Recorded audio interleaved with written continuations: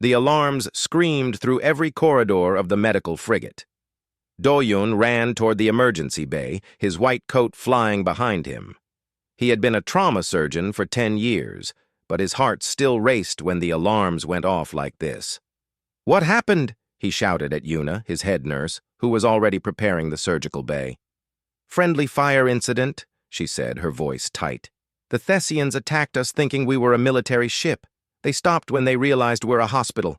But people are hurt. Theirs and ours." Do-yun swore under his breath. The Thessians were new to human space. First contact had happened only 3 months ago, and everything was still fragile. One wrong move could start a war. The doors burst open. 4 Thessian warriors carried a stretcher between them.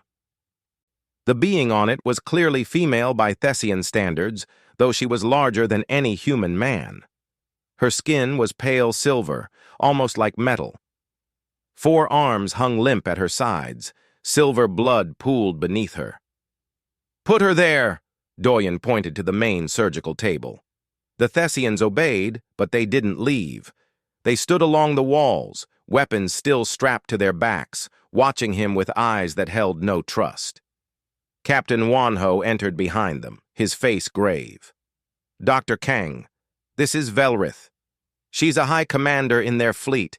If she dies—" He didn't finish the sentence. He didn't need to. Do-yun approached the table. Velrith's breathing was shallow and fast. Her blood was so different from human blood. It was thick, almost like mercury, and it moved strangely in the pooling liquid. "I need her medical data," Do-yun said. "Anatomy charts, blood chemistry, anything." One of the Thessian warriors stepped forward. He was massive, nearly 7 feet tall. "No, our biological information is classified. Military secret." "She'll die without treatment," Do-yun said, keeping his voice calm. "Then she dies with honor," the warrior replied. "But if you kill her through ignorance, we will consider it an act of war." The room went silent. Do-yun felt every eye on him. Hyun, the xenobiologist who had been studying alien life forms for years, stepped beside him. "We have basic scans from the peace talks," she whispered. "But nothing detailed. Nothing about their internal systems." Do-yun looked down at Velrith. Her eyes were closed, but her face showed pain. All 4 of her hands were curled into fists, trembling. She was fighting to stay conscious. "I'll do it," Do-yun said. "You can't," Captain Wanho said. "You don't know their physiology. You could make it worse. And if I do nothing, she definitely dies." Do-yun started scrubbing his hands. "Which means war. At least this way, there's a chance." He moved to the table. Yuna was already there, ready with instruments. But which instruments? What would even work on Thessian tissue? Do-yun took a deep breath and made the first cut. The silver skin parted under his scalpel, but it was tougher than human skin. Much tougher. The blood that welled up was warm, but it didn't flow like human blood. It seemed to pulse with its own rhythm. "Suction," he said. Yuna applied the vacuum, but the Thessian blood clogged the tube immediately. Too thick. "Forget suction. I'll work around it." Do-yun widened the incision. He could see the damage now. Something had torn through her chest, missing what he assumed was her primary heart by inches. But there was so much he didn't recognize. Organs that had no human equivalent. Structures that made no anatomical sense. Behind him, the Thessian warriors murmured in their language. It sounded like grinding stones. "Quiet," Wanho ordered. "Let him work." Do-yun traced the path of the wound. It had cut through several major vessels. In a human, this would mean massive blood loss, but Velrith's circulatory system seemed to have natural valves that closed when damaged. That's why she was still alive. But those valves wouldn't hold forever. "I need to close these vessels," he said to Hyun. "But I don't know if human sutures will hold in this tissue." "Try the synthetic mesh," Hyun suggested. "It bonds to organic material regardless of composition." Doyun nodded. It was a gamble, but everything about this was a gamble. He began applying the mesh to the torn vessels, sealing them one by one. The mesh held. That was something. But then Velrith's body convulsed. Alarms blared from the monitors. Her 4 hands opened and closed spasmodically, shaking violently. "She's crashing," Yuna said. Doyen looked at the monitors, but the readouts made no sense. Human parameters meant nothing for Thessian biology. He put his hand on Velrith's shoulder. "Stay with me," he said, knowing she probably couldn't hear him. But her eyes opened. They were golden, like molten metal, and they fixed on his face. Her mouth moved, but no sound came out. "Don't try to talk," Doyen said. "Save your strength." Her upper right hand grabbed his wrist. The grip was weak, trembling, but insistent. She pulled him closer. When she spoke, her voice was barely a whisper, and it was in broken English. "Behind the chest plate, secondary heart, failing." Doyen's eyes widened. A secondary heart. Of course. He looked where she indicated and saw what he had missed before.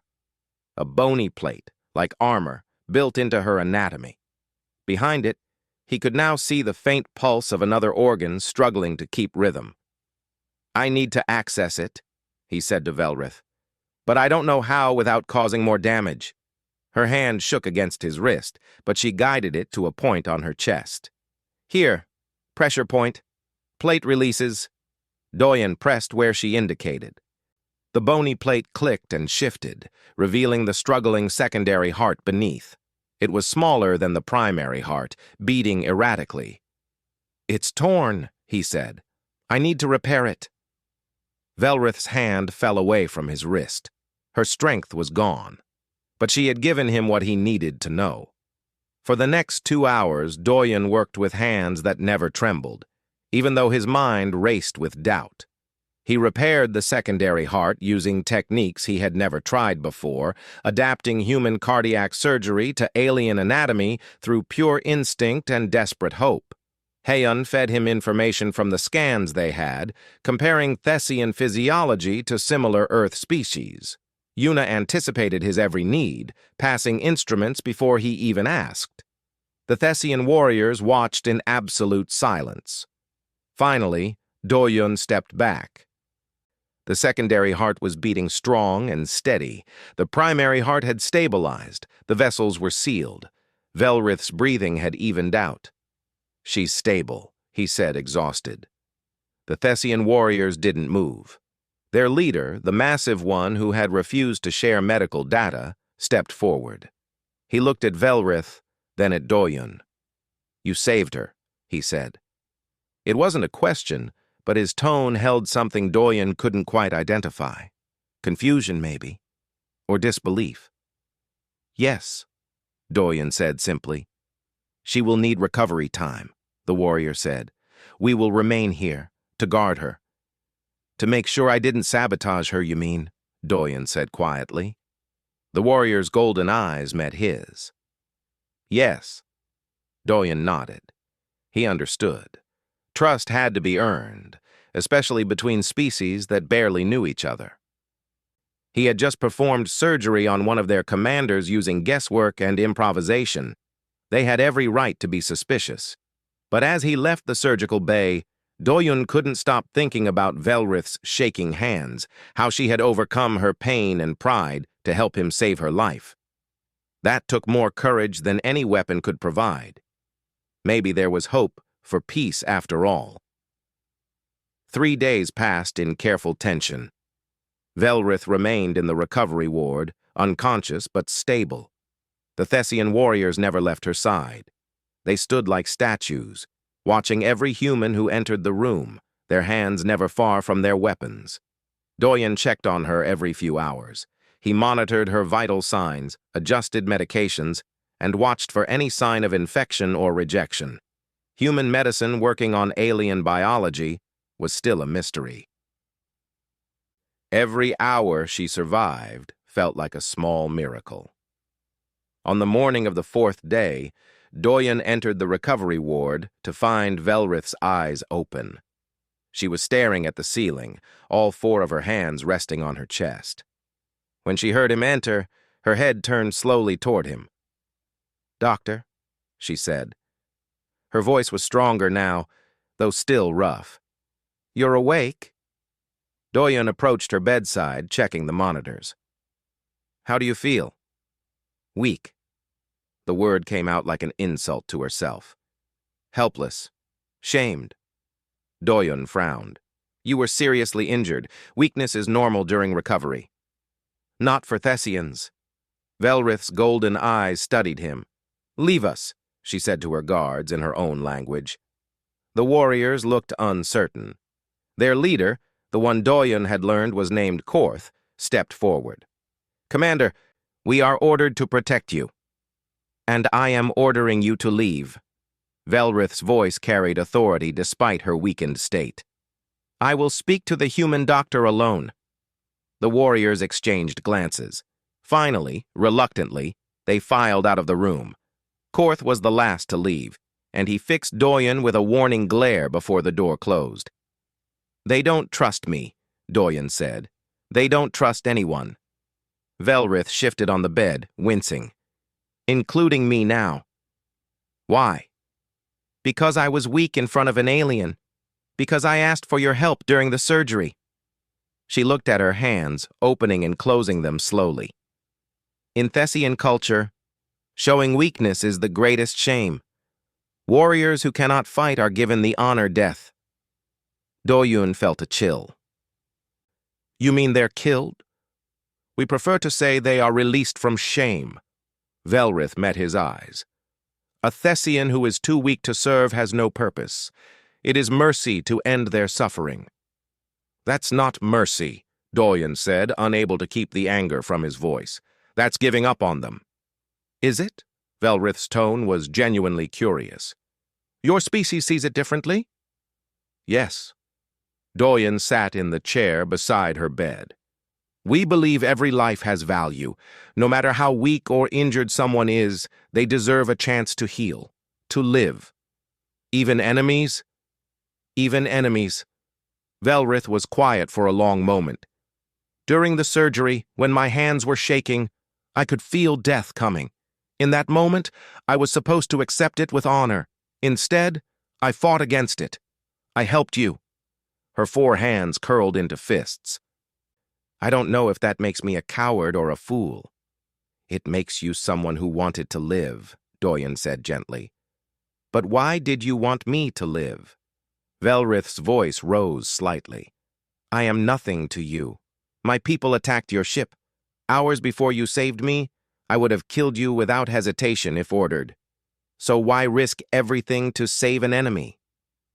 Doyen had been asked this question before, by other humans, but never by someone who genuinely couldn't understand the answer. He thought carefully about his words. "Because you're a person," he said finally. "You think, you feel, you have people who care about you. That's enough." "That is insane," Velrith said flatly. "Inefficient, wasteful. You spent hours, resources, expertise on someone who might still become your enemy again." "Maybe," Doyen agreed, "but maybe by saving you, I prevented a war. Maybe you'll go back to your people and tell them humans can be trusted. Maybe one day, when another human is dying, you'll remember this and return the favor." "And if I don't?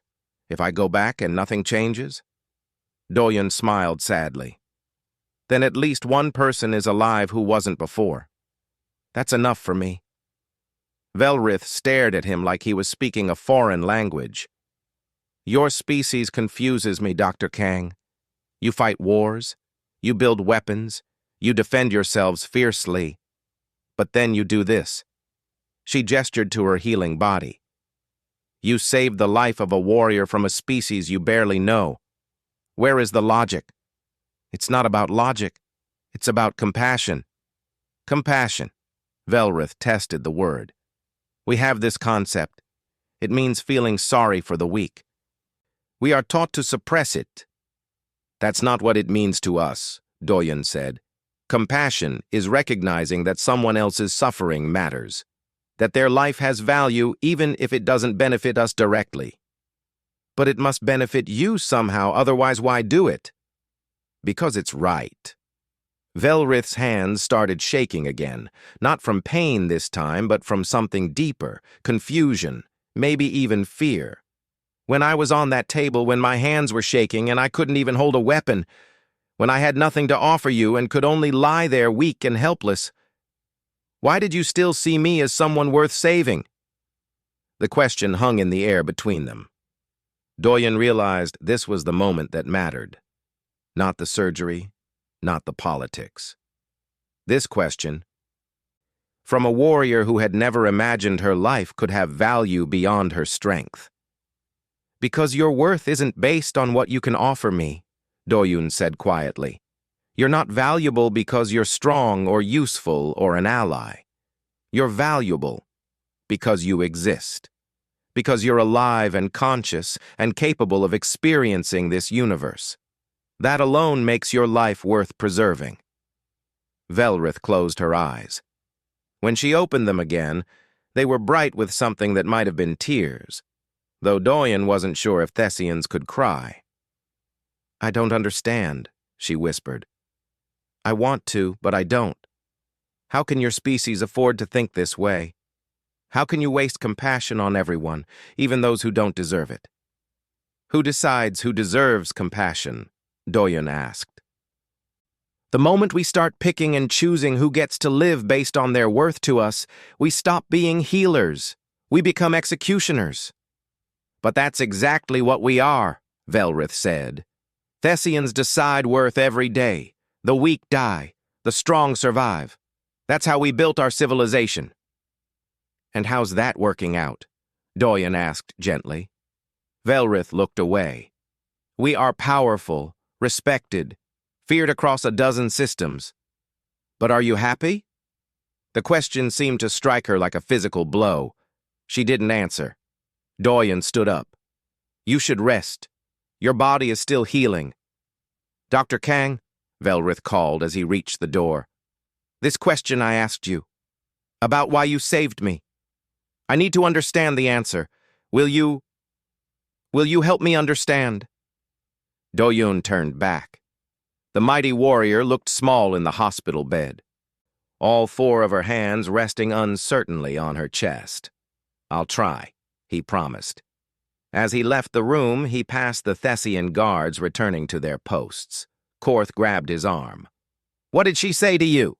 The massive warrior demanded. She asked me a question, Doyen said, and I'm not sure I gave her a good enough answer. Korth released him, confusion flickering across his face. As Doyen walked away, he heard the warriors talking quietly among themselves in their own language. The tone was uncertain, troubled. Good, Doyen thought. Questions were the first step toward change. And change was exactly what the galaxy needed. He just hoped he could find the right words to explain something that felt so obvious to humans, but so alien to everyone else. How do you teach someone that life has value beyond strength? That compassion wasn't weakness, but the greatest strength of all. He didn't know yet, but he had a feeling Velrith's question was just the beginning. The story spread faster than anyone expected. Hana, a human reporter who had been covering the first contact situation, got wind of what happened in the surgical bay. She interviewed the human crew members, pieced together the events, and published her article within a week. The headline read, "Human Doctor Saves Enemy Commander's Life Despite Having No Knowledge of Her Species." But it was the quote she included from Velrith that made the article go viral across human space. Someone had recorded part of their conversation in the recovery ward. The question was there, clear and haunting. When my hands shook, and I was weak before you, when I had nothing to offer and could not even hold a blade, why did you still see me as someone worth saving? Within days, the article had spread beyond human networks. It reached the Galactic Council, the political body where dozens of alien species gathered to discuss trade and diplomacy. Suddenly, everyone was talking about the Thessian commander and the human doctor. Minho, the human ambassador to the Galactic Council, found himself in an unexpected position. He was called to speak before the full assembly, something that hadn't happened since humanity first joined the Council 5 years ago. The council chamber was massive, a circular room with seating for representatives from 40 different species. Minho stood in the center, feeling very small. "Ambassador Jang," the council speaker began. She was a Vrin, a species known for their logical thinking and efficient resource management. "We have read about this incident involving Dr. Kang and the Thessian commander. The Council wishes to understand the human perspective on this matter." "I'm happy to explain," Minho said.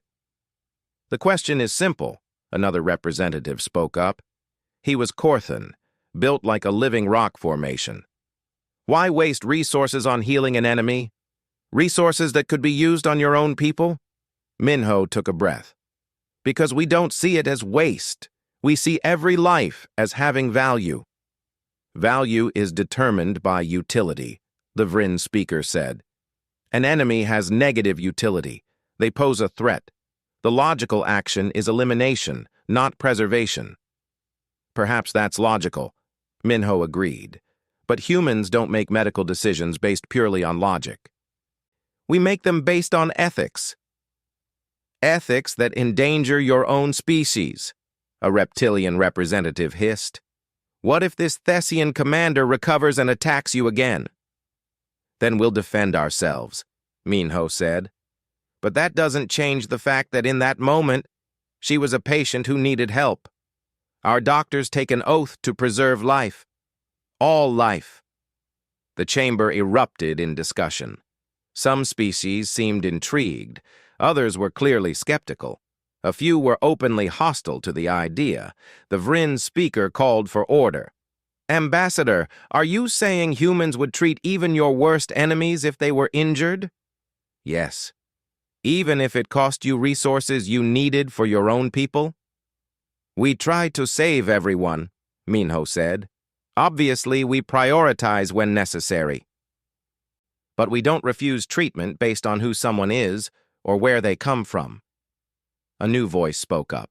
It was the Thessian representative, an elderly warrior named Soran. "The human speaks truth. Our commander Velrith confirmed this. She also shared the question she asked the human doctor, a question that has troubled our people." The chamber went quiet. Everyone knew the Thessians rarely showed any sign of internal conflict. "How has it troubled you?" the Vrin speaker asked. Soren seemed to struggle with the words. "For 10,000 years, Thessians have practiced honor death. The weak are released from shame. It is our way. But Velrith's question makes us wonder, what if there is another way? What if weakness is not permanent? What if life has value beyond strength?" The chamber exploded with noise. Representatives from dozens of species started talking at once. The speaker had to call for order 3 times before the chamber quieted. "This is a dangerous idea," the Corthan representative said. "If species start valuing all life equally, regardless of utility, civilization collapses. Resources are finite. Choices must be made." "Humans make choices," Minho said, "but we choose to err on the side of compassion." "And when that compassion is exploited?" the Vrin speaker asked. "When enemies use your mercy against you?" "It happens," Minho admitted. "Sometimes people we save go on to hurt others. But sometimes they don't. Sometimes they become allies. Sometimes they change. We believe that possibility is worth the risk." "Foolish," the Corthan muttered. "Maybe," Minho said. "But it's who we are." Back on the medical frigate, Doyen was dealing with his own problems. Word had spread about what he'd done, and now everyone wanted to talk to him. Other doctors asked how he performed the surgery. Diplomats wanted statements. Even some of the Thessian warriors had started asking him questions. But it was Velrith who asked the questions that mattered most. She was recovering well, able to sit up now and move around with assistance. Every day, Doyen would check on her, and every day she would ask him more questions about human medicine and human values. "Tell me about your training," she said one afternoon. "How do humans learn to be healers?" "We study for years," Doyen explained. "Anatomy, chemistry, diseases, surgical techniques. But we also learn about ethics, about treating patients with dignity, about the value of life, even enemy life, especially enemy life," Doyen said, "because that's when it's hardest. That's when our values are really tested." Velrith's 4 hands moved restlessly. "On my world, warriors train from childhood. We learn to fight, to endure pain, to kill efficiently, but we never learn to heal. Healing is seen as soft, weak." "Is that changing?" Doyen asked carefully. Velrith looked away. "Some younger warriors are asking questions. They heard about what you did. They heard my question to you. Now they wonder if honor death is truly honor, or if it's just fear." "Fear of what?" "Fear of appearing weak. Fear of depending on others. Fear of admitting that strength alone is not enough." She met his eyes. "Your species doesn't seem to have this fear." "Oh, we have fears," Doyen said. "Different ones, maybe. We fear failing to help when we could. We fear becoming so focused on strength that we lose our humanity." "Humanity," Velrith repeated. "That word means your species, but when you use it like that, it means something more. It means compassion, kindness, the things that make us who we are beyond just being smart animals." Velrith was quiet for a long time. Finally, she said, "I have sent a message to my government. I told them about you, about your medicine, about the question I asked." "How did they respond?" "They haven't yet, but I know it will cause problems. Some will call me a traitor for showing weakness. Others will be curious. A few might even agree with me." She looked at her hands. "These hands that shook when you saved me. They don't shake anymore. But I remember how it felt. Being helpless. Being at your mercy, and you had mercy." "Of course I did." "Not of course," Velrith said firmly. "Nothing about this is of course. What you did, what your species does, is strange and beautiful and terrifying all at once." Before Doyen could respond, the door to the recovery ward opened. Yunji, one of the diplomatic officers, entered quickly. "Dr. Kang, Commander Velrith, you both need to see this." She activated a holographic display. It showed news feeds from across the galaxy. Dozens of species were discussing the incident. Some praised it, others condemned it, but everyone was talking about it. And everywhere, people were asking Velrith's question, "Why save someone who can offer you nothing? How can you afford such compassion?" "It's spreading," Yunji said. "The question is making species reconsider their own medical practices. The Vrin are debating whether to stop their policy of abandoning defective children. The Korthan are discussing whether to provide medical care to their elderly instead of sending them to die in the wastelands. Your question," she looked at Velrith, "is changing minds across the galaxy." Velrith stood up slowly, all 4 hands gripping the bed rail for support. "I only asked because I didn't understand. I still don't fully understand." "Maybe that's the point," Doyen said. "Maybe the question is more important than the answer. Maybe just asking it is enough to start changing things." "Or to start a war," Velrith said quietly. "My people do not like change. And I have pushed them toward a change they may not be ready for." "Then we'll face that together," Doyen said. Velrith looked at him with those golden eyes. "Why would you stand with me? You've done enough. You saved my life. You owe me nothing more." "I'm not doing it because I owe you," Doyen said. I'm doing it because it's right. Because if your question can change the galaxy for the better, then it's worth protecting. You're worth protecting. Velrith's hands trembled again, but this time Doyen knew it wasn't from pain or weakness. It was from something she had never felt before. Hope, maybe, or belief that change was possible. Outside the window, stars glittered in the void. Somewhere among them, civilizations were asking themselves questions they had never asked before. All because a warrior had been brave enough to admit weakness, and a healer had been brave enough to show compassion. The galaxy would never be quite the same. 2 months after the surgery, the crisis came from an unexpected direction. A Thessian colony world called Karas reported an outbreak of a mysterious disease. It spread quickly through the population, causing respiratory failure and organ damage. Within a week, 20% of the colony was infected. The Thessian response was swift and traditional. They quarantined the planet and prepared to let nature take its course. The weak would die, the strong would survive. That was the Thessian way. But something had changed. Young Thessian warriors stationed on Karas refused the order to abandon the sick. They barricaded themselves in the medical facilities, demanding that their government request help from human doctors. They cited Velrith's story. They asked her question. If human doctors would save an enemy commander, wouldn't they help sick Thessians too? The Thessian government was furious. They called it a mutiny. They threatened to send military forces to restore order.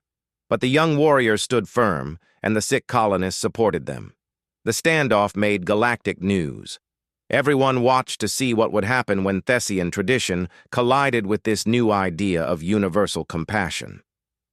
Doyen watched the news feeds in his quarters, his heart heavy. Velrith had left the medical frigate 3 weeks ago, returning to her people. She had been quiet during their last conversation, knowing she was heading into political turmoil. "Dr. Kang," his communicator beeped. It was Captain Wanho. "We've received a transmission from Karas. They're asking for you specifically." Doyen rushed to the command deck. On the main screen, a young Thessian warrior appeared.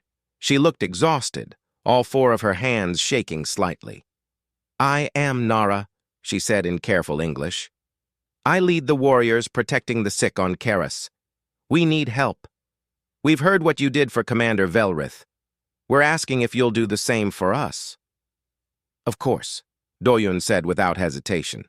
"We'll need to prepare a medical team and supplies. It will take time." "We don't have much time," Nara said. "People are dying, and our government has given us an ultimatum. Either we abandon the sick and restore traditional order, or they will consider us traitors." "Hold on," Doyen said. "Help is coming." The transmission ended. Wanho turned to Doyen. "You know this could start a civil war among the Thessians, right? If we interfere, if we support these rebels, we're taking sides in their internal politics."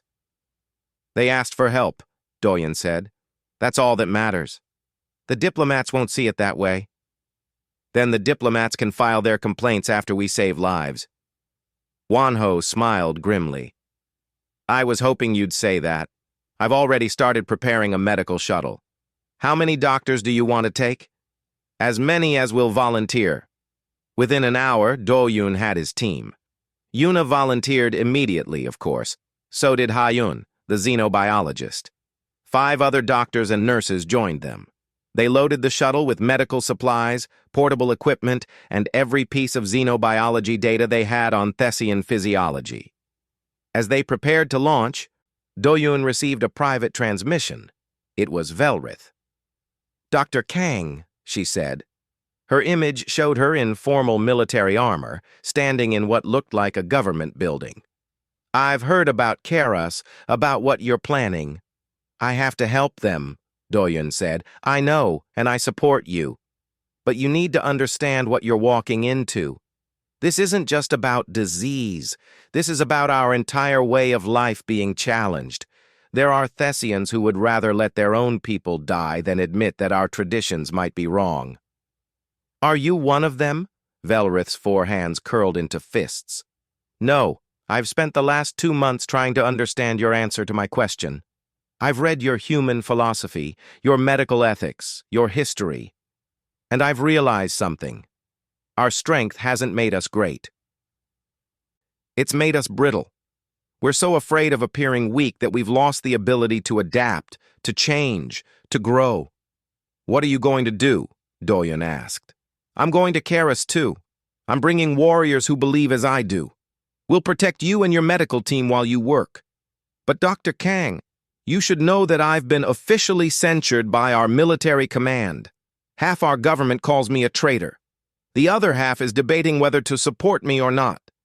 I'm sorry I put you in this position. Don't be. Velrith's eyes were bright. You showed me a different way. Now I have to fight for that way, the same as you fought to save my life. I'll see you on Karis. The transmission ended. Doyen sat for a moment, processing what was happening. They were heading into a potential war zone, caught between Thessian traditionalists and reformers. And somehow, practicing medicine had become a political act. Yuna found him there. Ready to go save the galaxy? She asked with a tired smile. I just want to save the people on Karis, Doyen said. Same thing these days.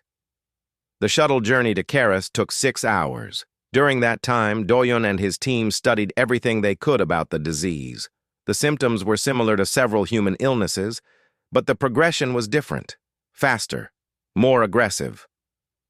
We're going to need to isolate the pathogen first, Heiyun said, reviewing the data. Figure out if it's viral, bacterial, or something else entirely. And we need to do it fast, Yuna added, before the Thessian military decides to enforce their quarantine with force. They landed on Karis to find chaos. The colony was small, only about 10,000 Thessians, but the disease had spread through a third of the population. The medical facilities were overwhelmed.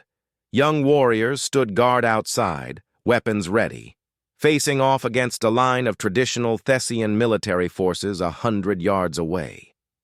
Nara met them at the landing pad. Thank you for coming. The situation has gotten worse. The traditionalists are demanding we surrender the sick for honor death. We're refusing. Take us to the patients, Doyen said. The medical facility was a nightmare. Sick Thessians lay on every available surface, struggling to breathe. Their silver blood leaked from their mouths and noses. The air was thick with the sound of labored breathing and quiet groans. Doyen's team went to work immediately. They set up portable labs, took samples, and began analyzing the pathogen. While they worked, Doyen moved among the patients, doing what he could to ease their suffering. One elderly Thessian grabbed his hand with 2 of her 4 hands.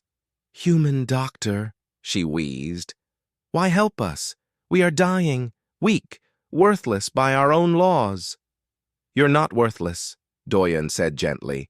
"You're sick. There's a difference." "Our government doesn't think so."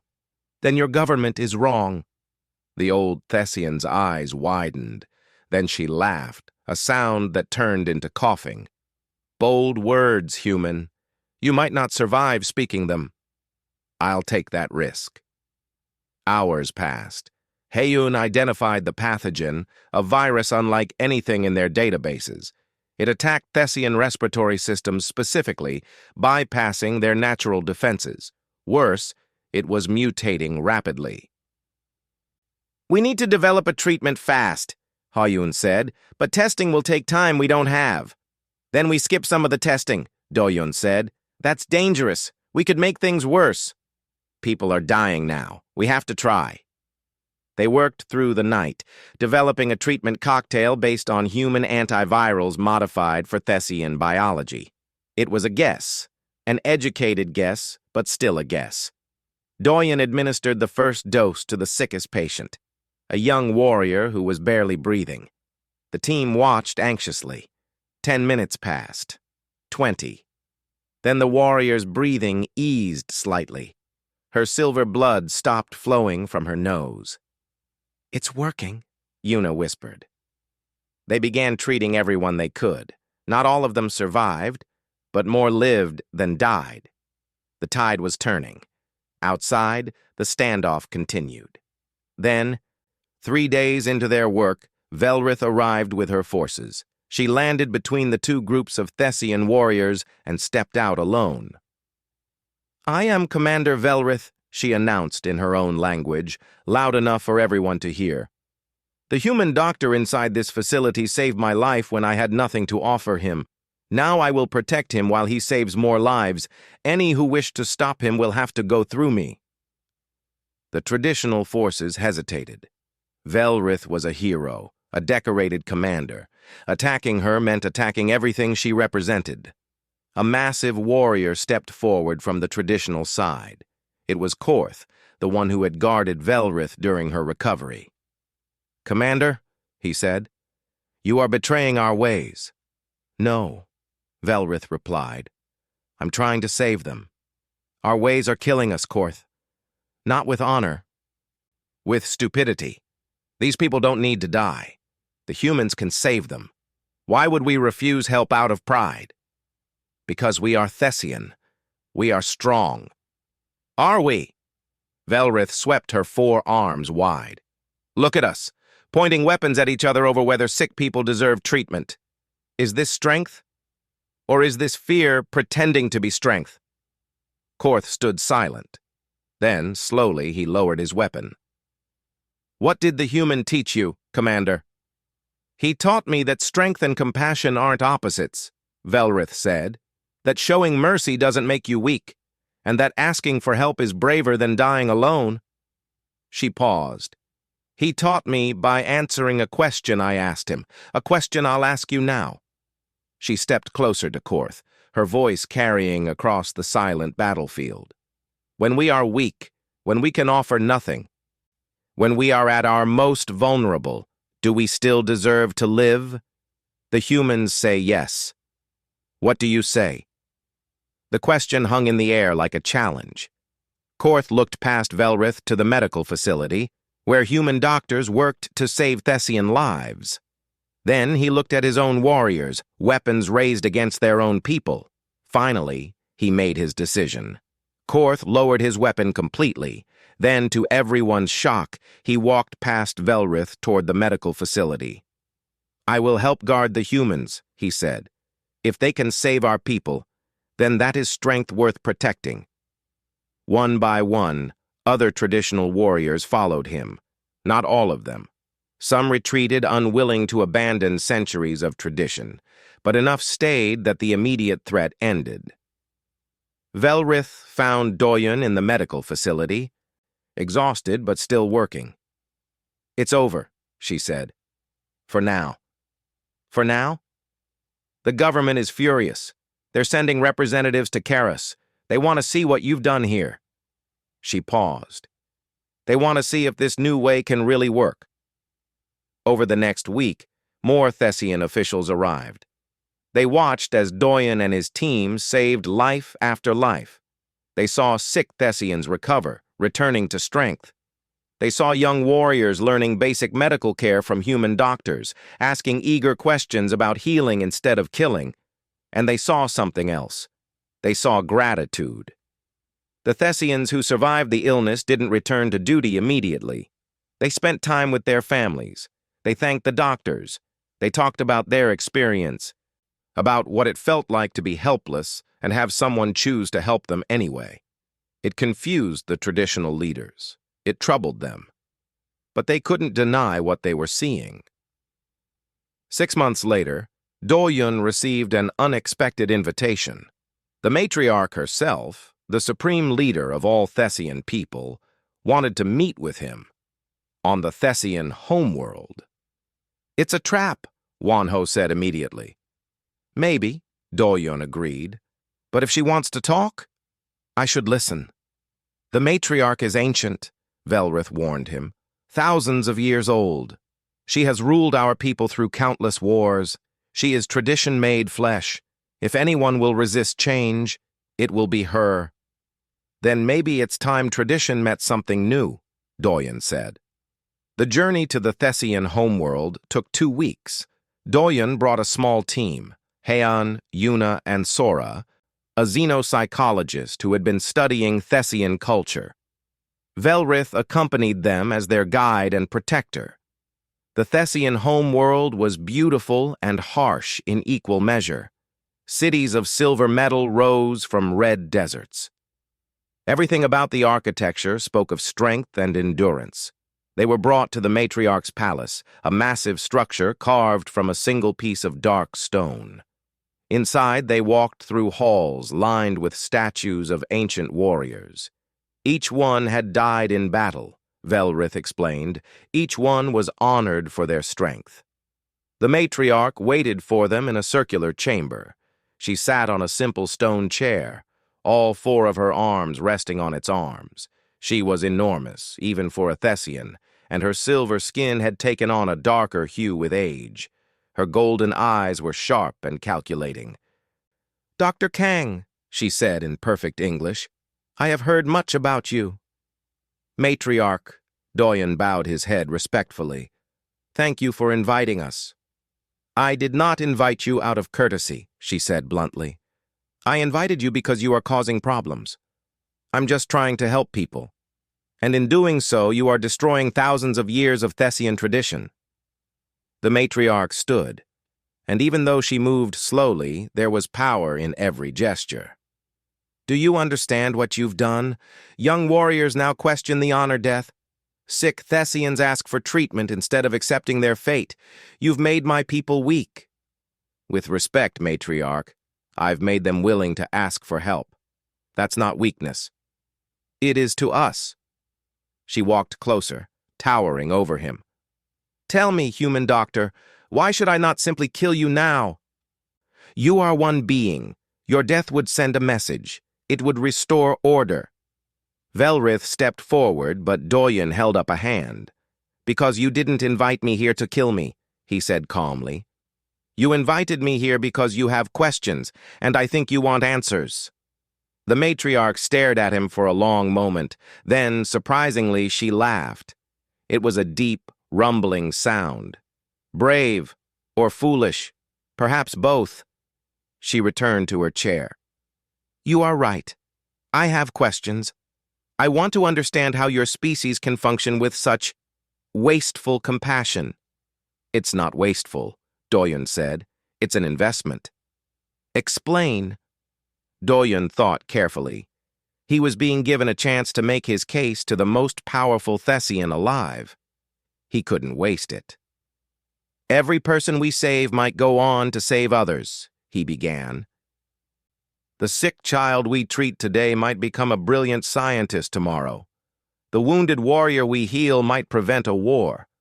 We save people not just for who they are now, but for who they might become.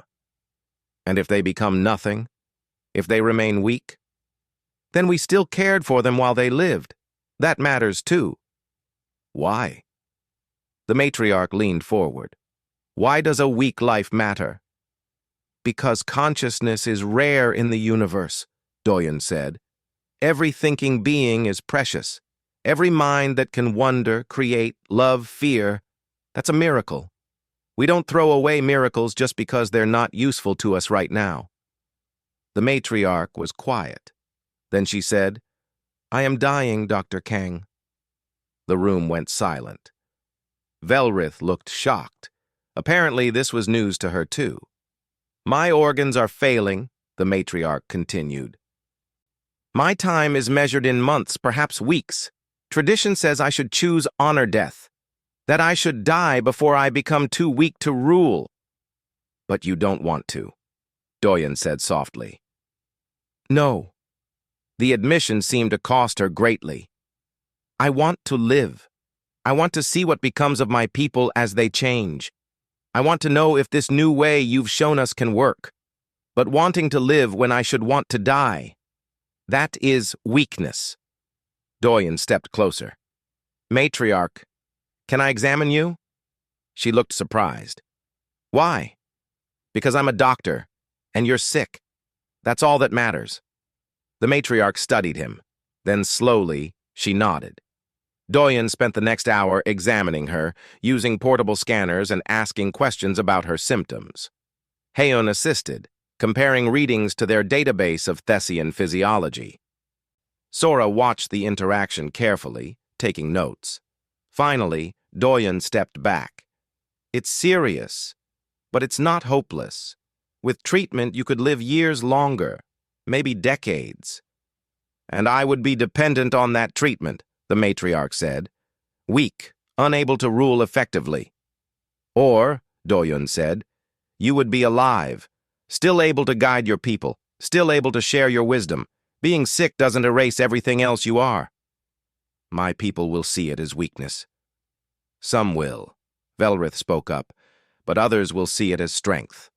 The strength to change, to adapt, to choose a new path. The matriarch looked at Velrith. You have changed, Commander. When you were injured, when you asked the human doctor your question, you began a revolution. Do you regret it? No, matriarch. I regret only that it took nearly dying to understand what I was missing. And what was that? Hope, Velrith said simply. The possibility that there was more to life than strength and honor death.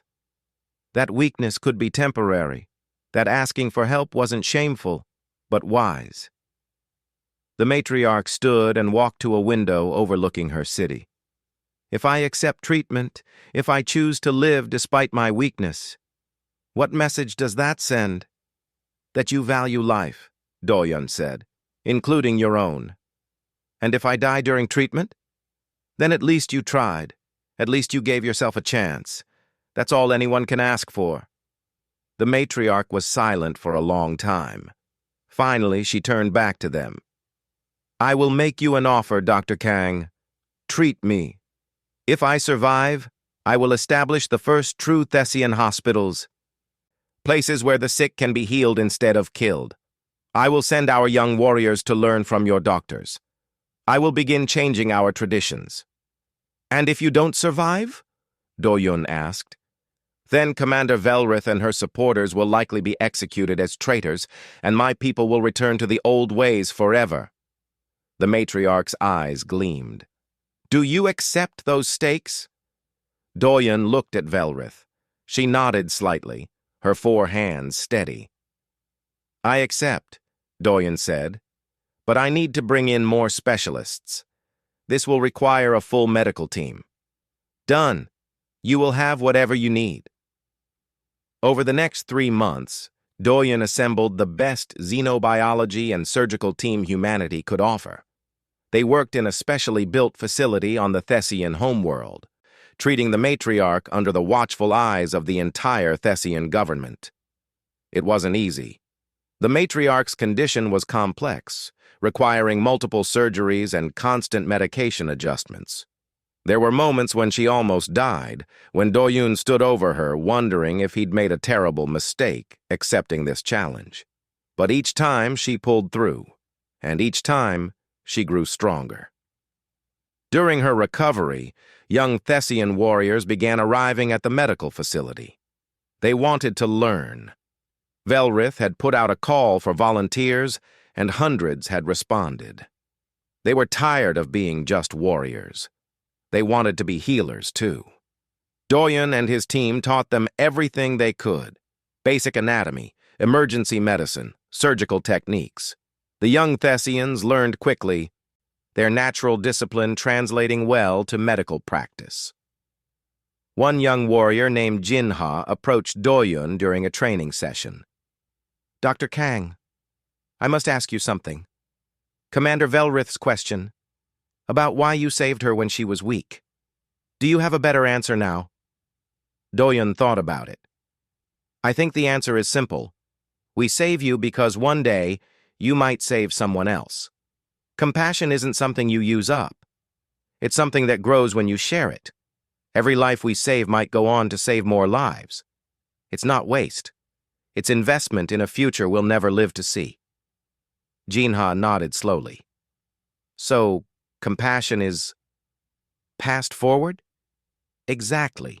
You receive it, then you give it to others. That's how it spreads. I understand now. Jinha looked at his hands. These hands were trained to destroy. Now I'm learning to use them to heal. It feels strange, but also right. That's because it is right, Doyun said.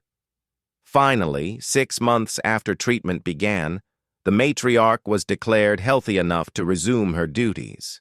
She called a gathering of all Thessian leaders, broadcast across their empire. She stood before them, looking stronger than she had in years. "My people," she began, "for thousands of years, we have defined ourselves by our strength. We have believed that weakness must be purged, that the sick and injured are better off dead. Today, I stand before you as proof that this belief is wrong." The crowd murmured. Some looked angry. Others looked curious. "I was dying," the matriarch continued. "By our traditions, I should have chosen honor death. Instead, I chose to fight. I accepted help from humans, beings we once called soft and weak. And because of their compassion, their willingness to save even an enemy leader, I live." She paused, letting her words sink in. "Today, I declare a new tradition. We will build hospitals across our empire. We will train healers alongside warriors. We will value life, not just strength. This is not weakness. This is evolution. This is survival. Any who disagree may challenge this decree. But know that you challenge not just me, but the future of our entire species." No one challenged.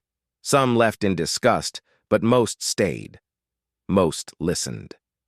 After the speech, the matriarch found Doyun in the medical facility. "You did it, doctor. You changed us."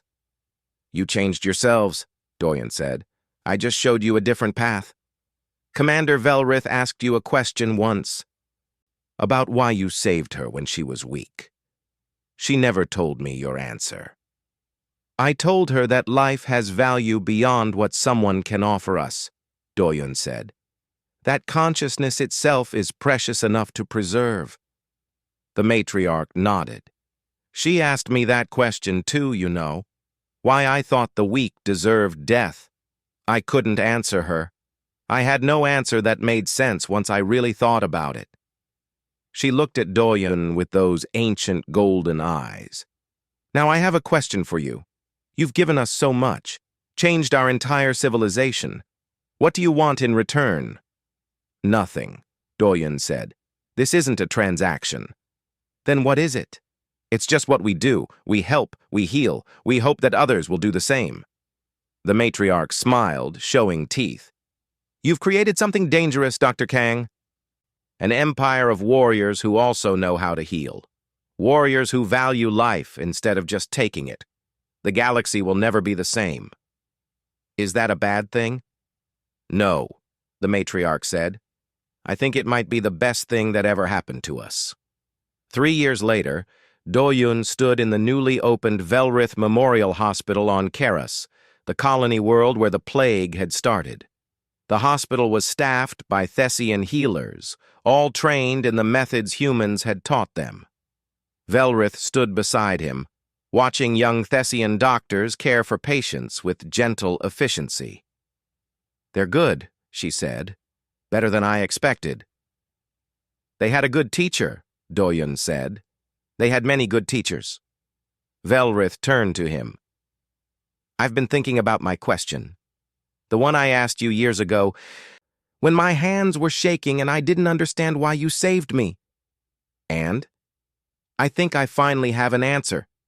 You saved me because you saw not what I was, but what I could become. And because of that, I became someone who could help change an empire." She held up her 4 hands. They were steady, strong.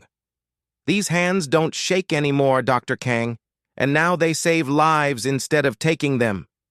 Doyun smiled. "So you understand now? Why we do what we do?" "Yes. Compassion isn't weakness or waste. It's the most powerful force in the universe, because it's the only one that multiplies when you give it away." She looked at the hospital, at the patients being healed, at the young doctors learning their craft. You gave it to me. I gave it to them. They'll give it to others. It never ends. That's exactly right, Doyen said. Velrith was quiet for a moment. Then she asked, Will you help us continue to learn? There's so much more we need to know. Doyen thought about the journey that had brought him here. A simple surgery had changed the galaxy. A question asked by a warrior with shaking hands had sparked a revolution, and compassion, that supposedly wasteful human trait, had proven to be the greatest export humanity could offer. That's why we're here, he said. And in that moment, standing in a hospital built by warriors learning to heal, Do-Yun knew that humanity had found its place in the galaxy, not as conquerors or traitors or diplomats, but as teachers of compassion, as proof that strength and kindness weren't opposites, but partners. The stars shone bright through the hospital windows, and somewhere among them, other species were watching what the Thessians had become, watching, wondering, and asking themselves the same question Velrith had asked years ago. Maybe they too would find an answer that changed everything. Maybe compassion would continue to spread, one saved life at a time, until the entire galaxy understood what humanity had always known, that every conscious being deserves a chance to live, to grow, and perhaps one day to extend that same compassion to others. It was a future worth fighting for, worth healing for, worth believing in. And it had all started with one doctor who refused to let a warrior die and one warrior